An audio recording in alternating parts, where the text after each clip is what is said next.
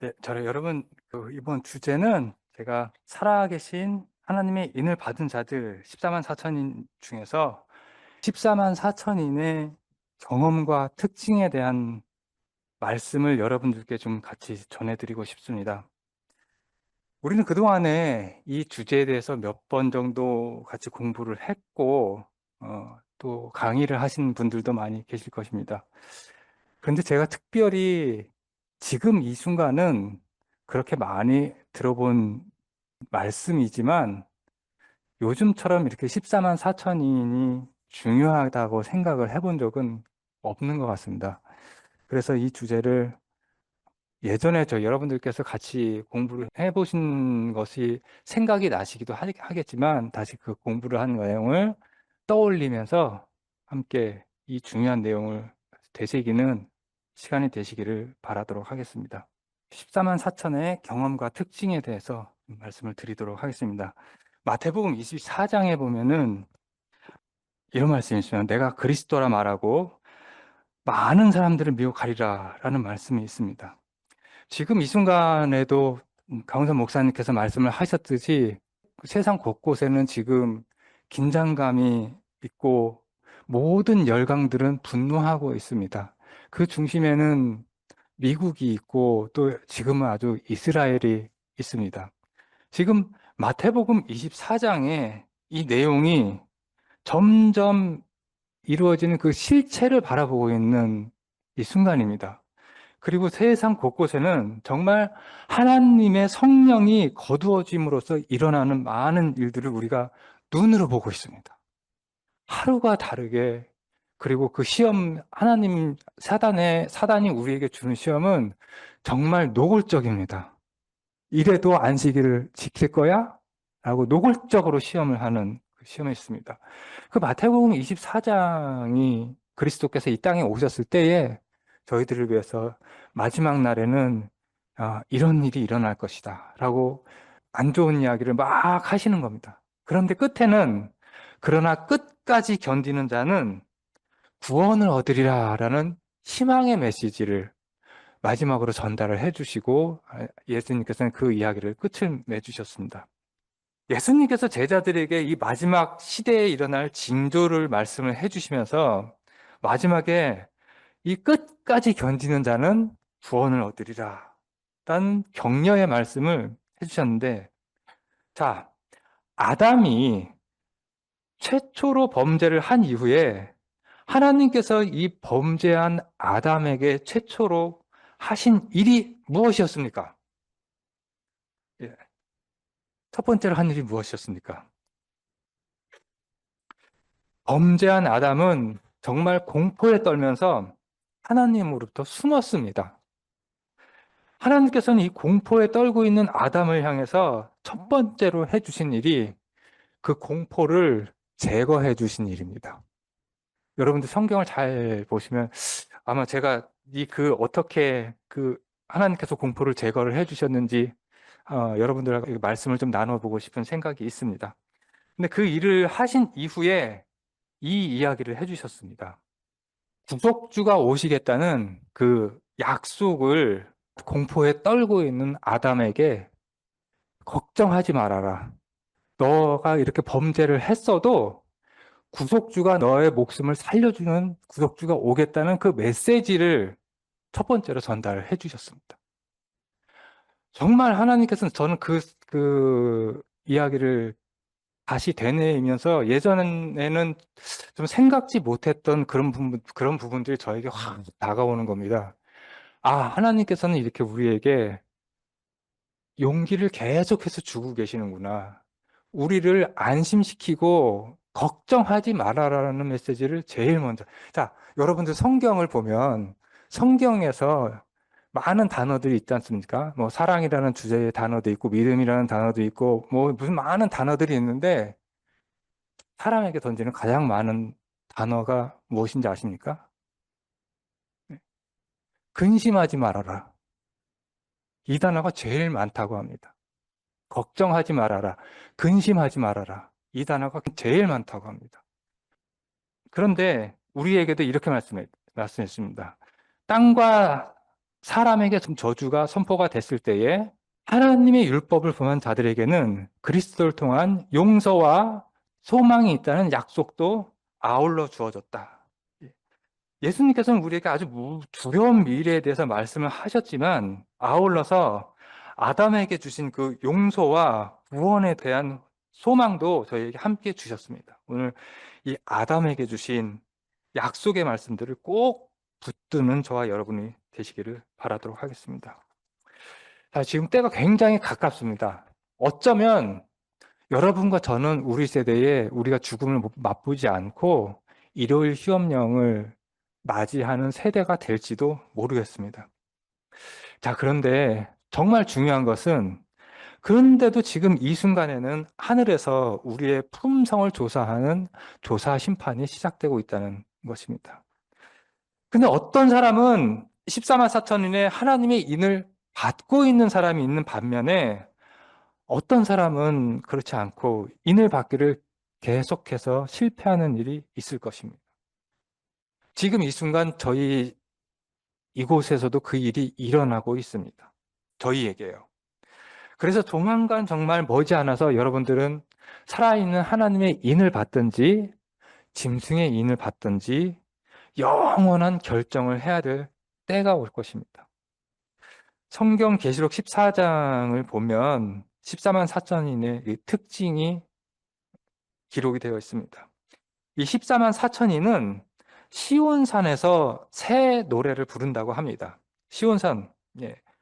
이 시온산은 여러분들 아시다시피 이스라엘 나라의 전체를 대표하는 이름이기도 하고 또 최후의 구원의 노래를 부르는 그 장소, 예.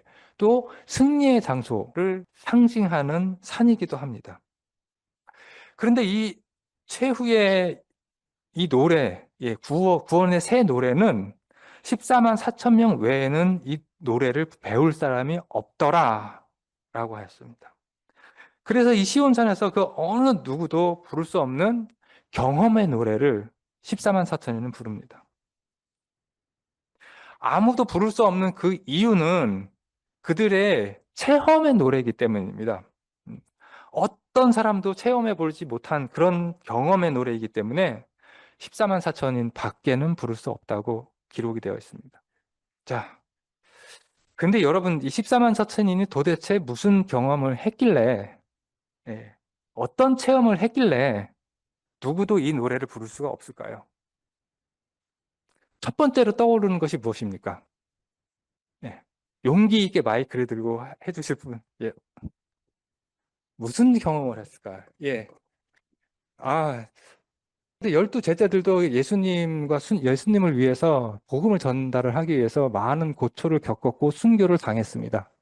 그들도 그 노래를 부를 수가 있는데, 자, 이 14만 4천인은 이는 큰 환란에서 나온 자들이다. 큰 환란에서 나온 자들. 이 야곱의 환란을 겪어낸 자들이면서 하나님의 형벌이 마지막으로 내릴 때에 중보자 없이 서는 경험을 했던 사람입니다.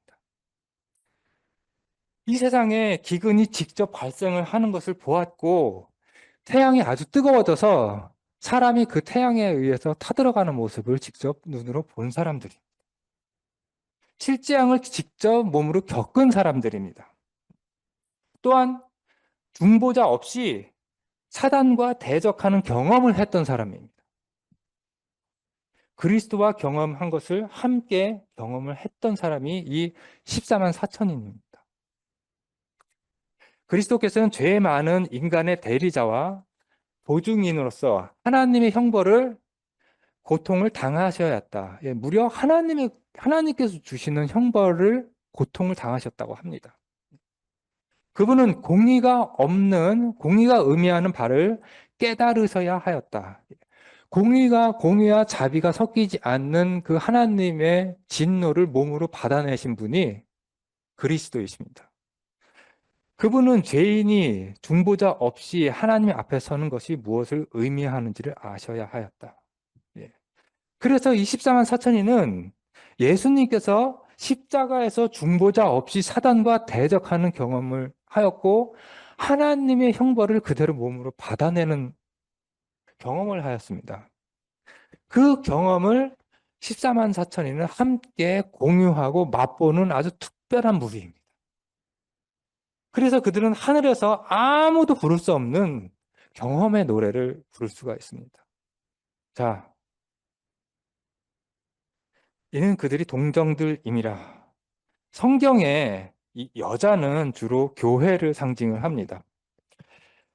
구약에서는 하나님에 대한 이스라엘의 배도는 음행이라고 말하고 있습니다. 음행. 구약에서 이스라엘은 정말 종종 하나님을 떠나서 이 바벨론이나 다른 나라의 그 우상을 받아들여서 하나님의 성전에 들어가서 우상을 섬겼고 태양신을 섬겼습니다. 그래서 하나님께서 정말 힘드셨습니다. 예, 정말 분노하셨고 눈을 돌리시고, 예, 그것을 하나님께서는 음행이라고 하셨습니다. 자, 이것이 비단 이스라엘뿐만이 아니고 저희들의 문제입니다. 여러분들 안식일에 이 교회를 들어올 때에 또 안식일뿐만이 아니고 우리가 하나님을 공언하면서 우리의 마음에 율법을 잊어버리면 그 순간 우리는 우상이 우리 마음에 들어오고, 그렇다면 하나님께서는 과거에 이스라엘을 음녀라고 부르던 것처럼 우리에게도 음녀라고 부르신다는 것입니다. 그런데 24만 4천인은 행동과 마음 가운데 여자들로 더불어, 네, 더럽혀지지 않은 자들입니다.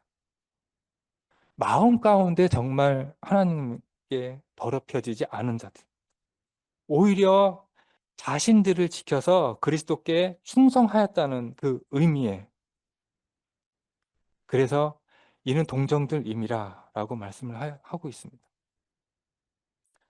여러분, 하나님의 말씀을 스스로 신앙을 체험한 자들입니다. 어린 양이 어디로 가든지 따라가는 자들. 이 14만 4천은 하나님의 말씀을 통해서 스스로의 신앙 생애를 살아가는 사람들입니다.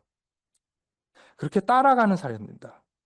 여러분들 과거에 어떤 황홀한 영적 체험을 하였든지 아니면 어떤 선한 일을 하였든지 간에 상관없이 그건 과거에 지나간 일이고, 그런데 진짜 중요한 것은 지금 이 순간에 우리가 어떤 생각과 어떤 행동을 하고 있는지, 우리가 말씀에 우리의 생애와 생각을 맞춰 나가는 지가 중요한 것입니다.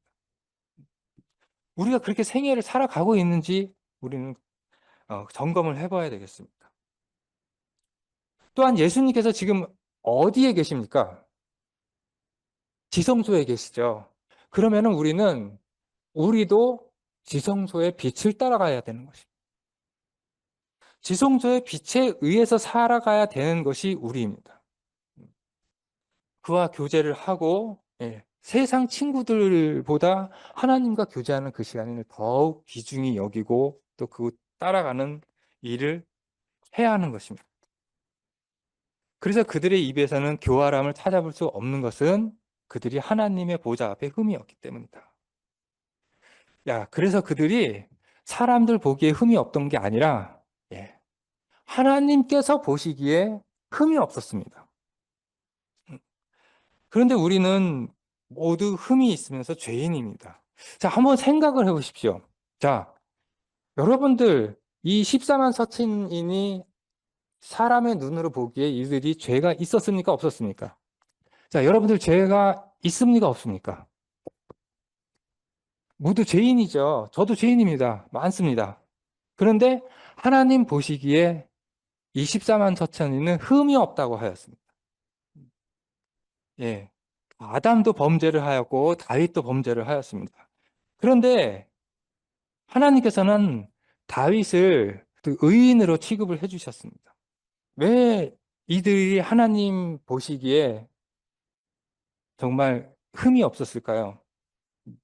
예, 그들이 모든 죄를 정말 하나님 앞에 정말 진실되게 용서를 구했고 또 그 죄를 반복하지 않았기 때문입니다.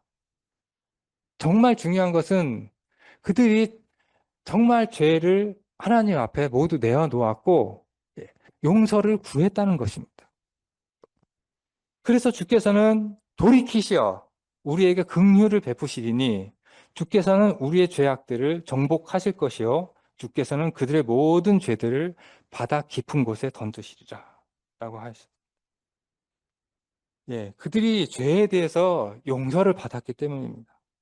그래서 하나님께서는 마치 그 모든 죄들이 바다에 던져진 것처럼 죄를 짓지 않은 것처럼 보신다는 것입니다. 더 이상 죄를 기억하지 않으시는 것입니다. 즉 예수님께서 자신의 의를 죄인에게 덮어 씌워 주셨기 때문에 하나님께서는 그 예수 그리스도의 의를 보시기 때문에 죄인이 죄 없는 모습으로 하나님 앞에 설 수가 있었습니다.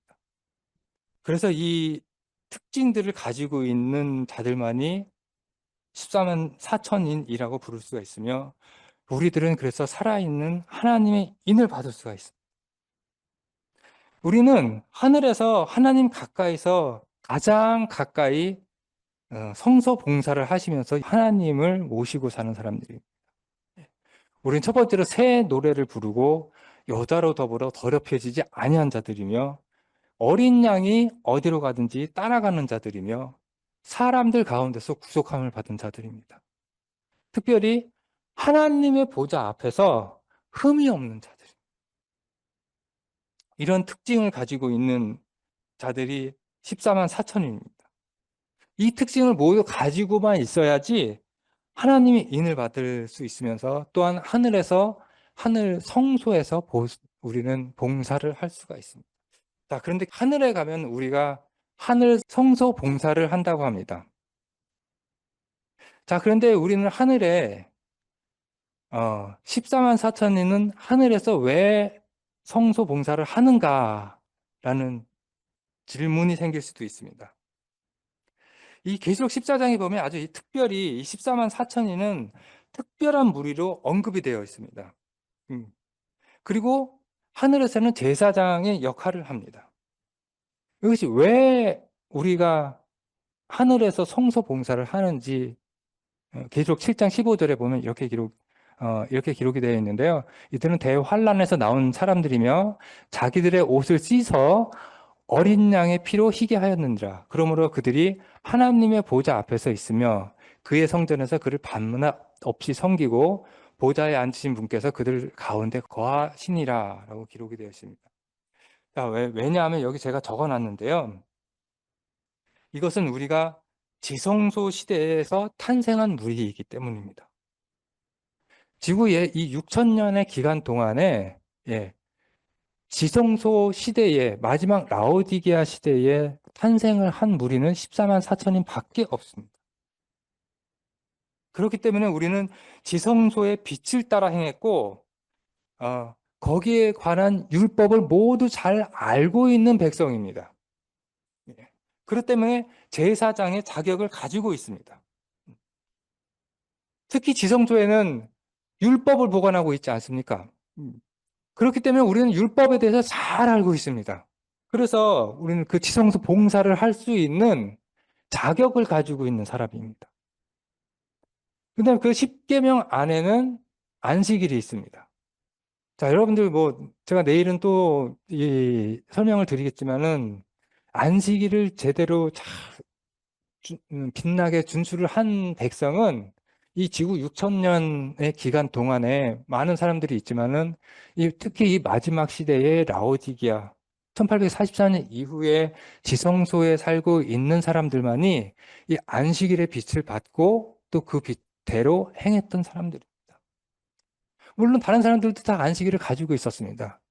그러나 한 단체가 이렇게 특별히 안식일을 준수를 하고 세상 앞에서 증거물로 나타난 단체는 마지막 시대의 14만 4천입니다. 그렇기 때문에 지성소에서 봉사를 할 수 있는 자격이 생기는 것입니다. 여기 계시록 3장 21절에 이기는 자에게는 내가 내 보좌와 함께 나와 앉을 자격을 주리니 이는 내가 이겨서 내 아버지와 함께 그의 보좌에 앉은 것과 같으니나 라고 하였습니다. 이 라오디게아 시대에서 이긴 자들은 내 보좌에 나와 함께 앉을 자격을 주신다고 하셨습니다. 그래서 제사장으로서 하나님의 보좌와 가장 가까운 곳에서 하나님을 모시는 그런 사람들입니다. 첫 번째 부활에 참여한 자는 복되고 거룩하도다. 둘째 사망이 그들을 다스리는 권세가 없고 오히려 그들이 하나님과 그리스도의 제사장들이 되어 1000년 동안 그와 함께 통치하리라 라고 하였습니다. 그래서 이 1000년 동안 우리는 다른 사람들을, 악인들을 심판을 해야 하는 왕 같은 제사장으로서의 우리는 역할을 하늘에서 하게 됩니다.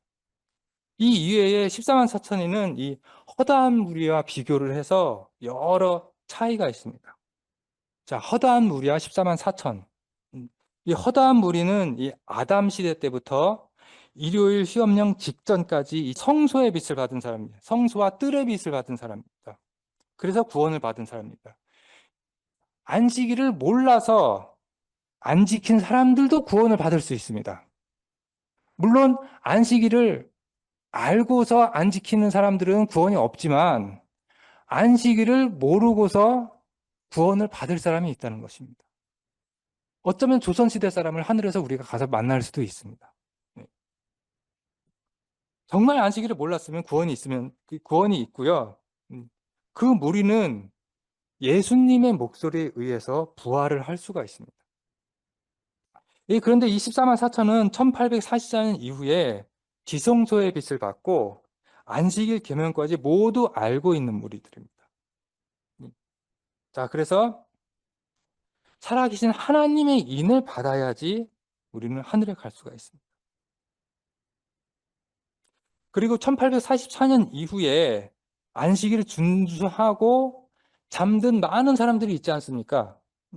잠든 사람들은 실제양의 마지막에 아주 특별 부활이 있습니다. 이 특별 부활에 하나님의 음성을 듣고 일어나게 됩니다. 그래서 살아있는 14만 4천인과 함께 마지막에 칠재앙을 짧은 기간 내에 칠재앙을 경험하고 또 이 하나님의 재림을 맞게 됩니다. 그래서 이렇게 허다한 무리는 이 14만 4천인과는 아주 명확한 구분이 있습니다. 인을 치는 주체도 다르고, 그리고 시기도 다르고 부활도 다릅니다. 허다한 무리는 이 칠재앙을 경험하지 않고 중보자가 없이 서는 그런 경험을 하지 않습니다. 많은 차이가 있습니다. 제가 내일 이 허다한 무리와 이 14만 4천에 대해서 조금 더 자세하게 여러분들과 같이 공부를 하도록 하겠습니다. 자, 근데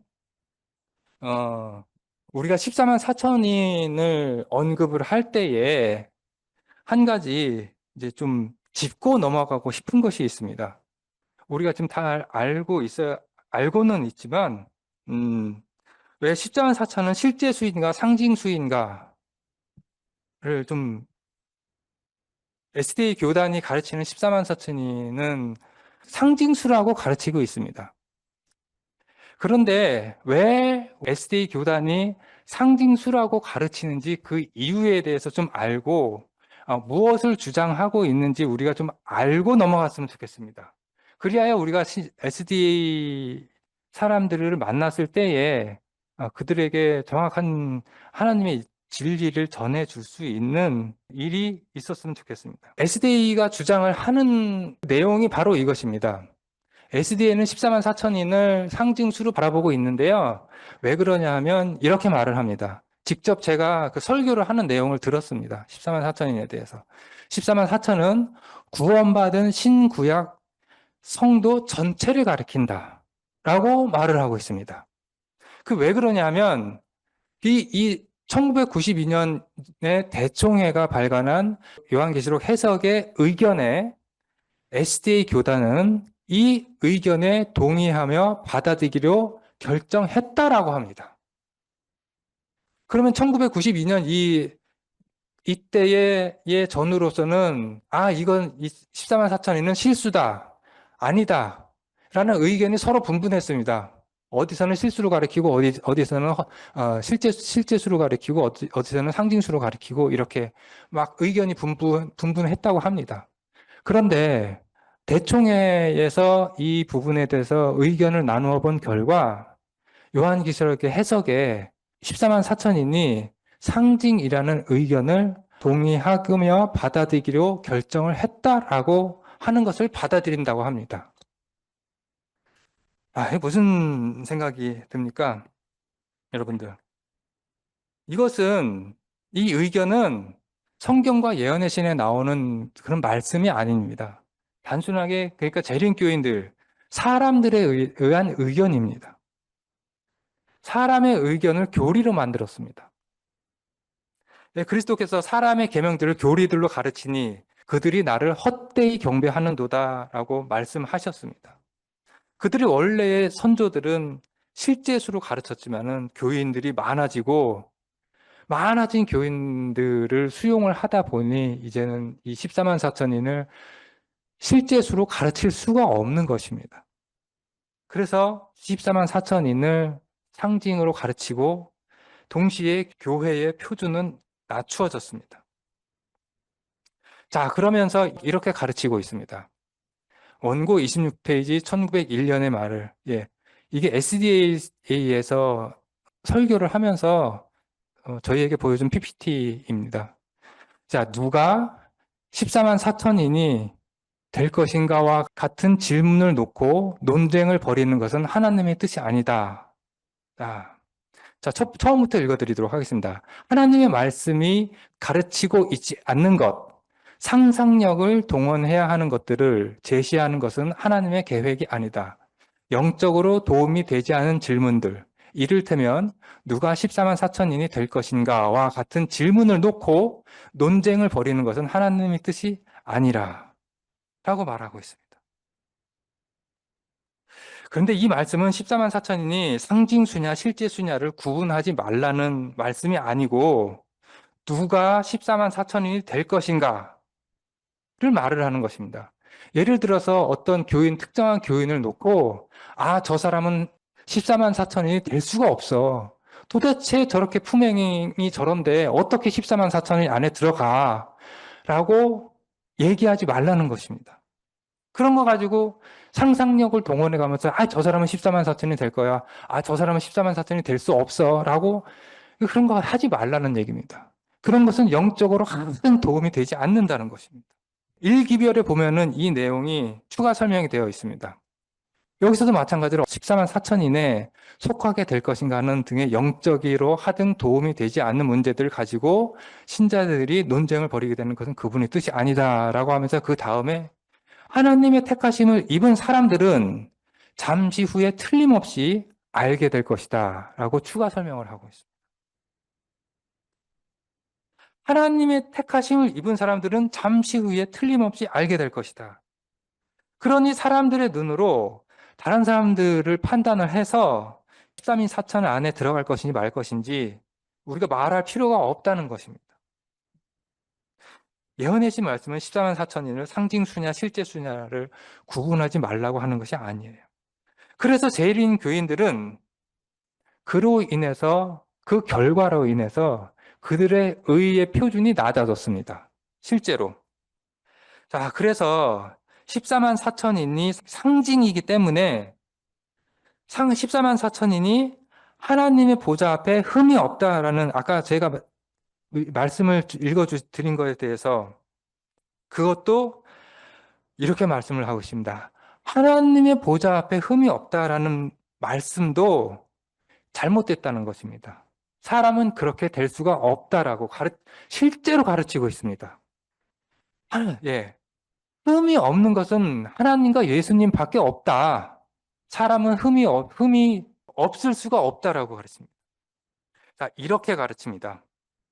하나님의 보좌 앞에 흠이 없기 때문이라 이것은 하나님과 동행하는 삶을 살면 바로 그것이 흠이 없는 삶이다라고 가르치고 있습니다.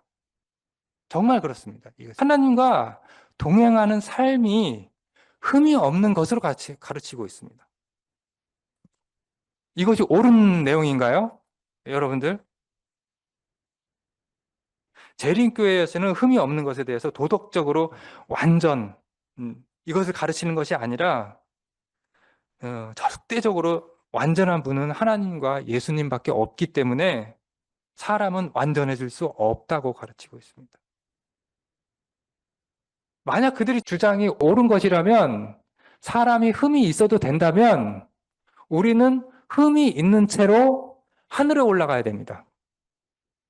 여러분들, 하늘에 올라가는 사람이 죄가 있으면 됩니까? 안 됩니까? 예. 그런데 이 말이 정말 사실이라면 우리가 죄를 가지고 하늘에 올라갈 수 있다는 것이 됩니다. 하늘에 죄가 존재해도 된다는 이야기와 마찬가지입니다. 그들은 그들의 의의 표준을 낮추었습니다. 제가 정말 이거 SDA를 욕하려고 하는 것이 아닙니다.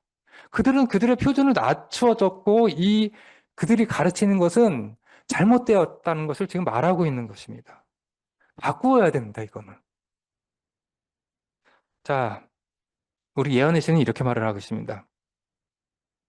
과거나 현재에 우리가 승리하지 못한 것이 아무리 많을지라도 우리가 구세주를 믿는 믿음을 통하여 죄를 이기기가 불가능하다고 말하는 것은 사실 죄를 정당화하며 죄를 격려하는 것이며 대원수의 편에 서는 것이다.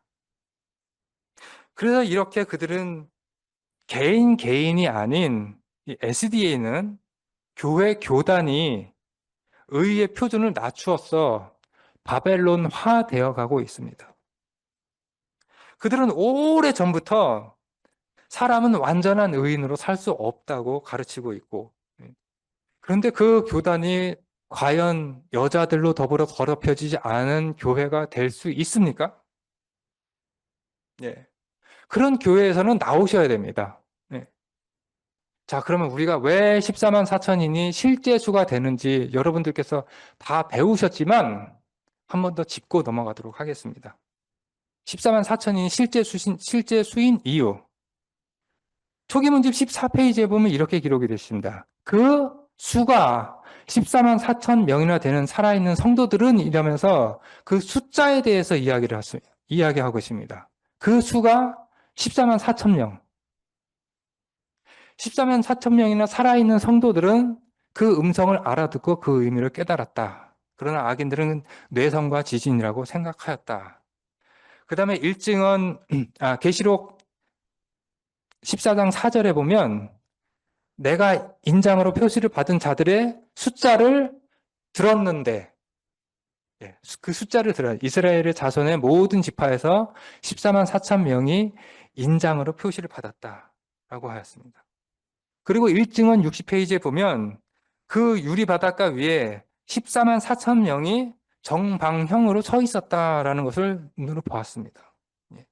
이렇게 보고 듣고, 이 숫자가 정확하게 14만 4천인이라는 것을 우리는 예언의 신을 통해서 또 성경을 통해서 그 숫자가 14만 4천인이라는 것입니다. 그렇죠? 이렇게 정확하게 가르쳐주고 있는데 이것을 상징수라고 가르치는 것은 잘못된 것입니다. 정방형으로 서 있는 14만 4천인. 이렇게 보고 듣고 이 숫자를 들었습니다. 자, 그 다음에 이제 14만 4천인의 인침을 받는 조건에 대해서 말씀을 드리도록 하겠습니다. 그들이 어린 양의 피와 자기의 증거한 말로 그를 이겼으니 그들이 죽기까지 다시 자기의 생명을 사랑하지 아니하였도다 라고 하였습니다.